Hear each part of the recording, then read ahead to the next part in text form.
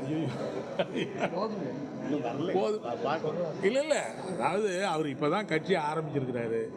இனிமேல் போக போக தான் அந்த கட்சியுடைய செயல்பாடு எப்படி இருக்குது என்னங்கிறதெல்லாம் பார்க்க வேண்டியிருக்கு.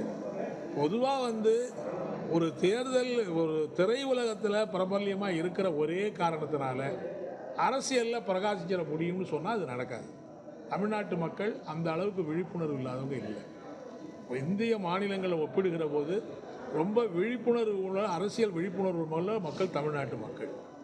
எனவே அவர் கட்சி ஆரம்பிச்சிருக்காரு. இனிமேல் பொதுமக்கள் மத்தியில் அவங்க என்ன பொதுமக்கள் மத்தியில் என்ன பேசுகிறாரு, மக்களை எப்படி அணுகிறாரு, நாங்கள் வந்தால் மாற்று திட்டத்தை அவர் என்ன முன்மொழிகிறாரு, இதெல்லாம் பொறுத்து தான் நம்ம எதுவும் சொல்ல முடியும். இது வரைக்கும் அந்த மாதிரி எந்த திட்டங்களையும் அவர் சொல்லலை. ஆமாம், அது பிரசாந்த் இல்லை பிரசாந்த் கிஷோர் இல்லாத ஒன்றா அவர் உருவாக்கிட முடியாது.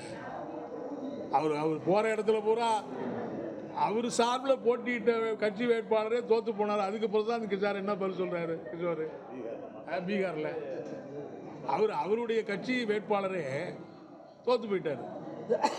அப்போ அவர் கட்சி சொந்த வேட்பாளரையே ஜெயிக்க வைக்க முடியாத ஒருத்தர் இன்னொரு கட்சிக்கு ஆலோசனை சொல்கிறாருன்னா நம்ம என்ன பண்ணுறது?